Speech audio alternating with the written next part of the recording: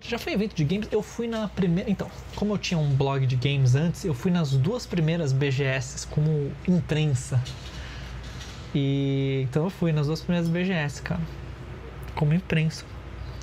Entrei com credencial. Mas hoje em dia eu não vou mais nem a pau, porque é muito cheio e é muito caro, né?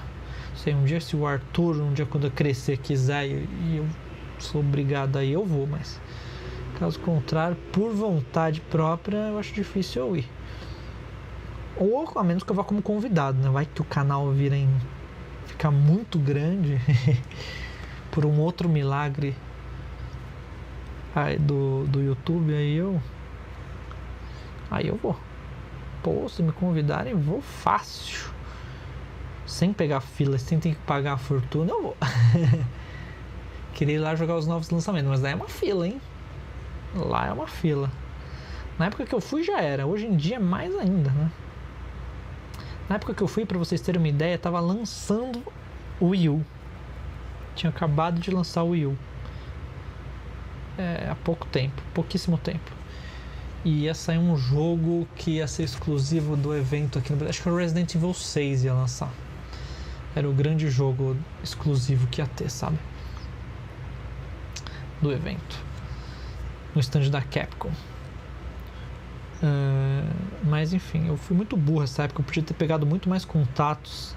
E eu fui muito burro e juvenil e não peguei nada disso. Seriam muito úteis hoje em dia pra mim. Mas eu sou burro.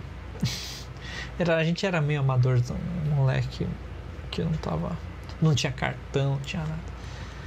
Sabe o que eu lembro? Vou contar uma história pra vocês. Quando eu fui nesse evento, talvez eu já tenha contado, como eu sou velho eu vou repetir. Fala, Tarcísio, tudo bem? Parece o Destruidor da Tartaruga. É bem parecido mesmo, a pegada é a mesma mesmo. Então eu fui nesse evento, né? Eu tava no site, mas era de videogame, meu blog na época era o Game Bang.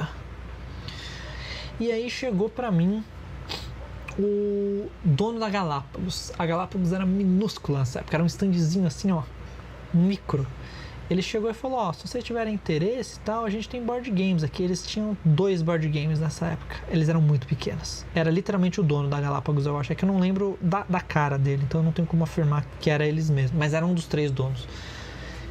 E ele me entregou o cartão assim. Ele falou, vocês têm cartões? Eu falei, putz, não tenho, mas dá o seu. Ele deu, eu perdi em 1 segundo o cartão. Imagina se eu tivesse contado desde aquela época com a Galápagos. Quem também não quer saber que eu ia pintar miniatura algum dia na minha vida. Nessa época isso não estava no meu horizonte ainda.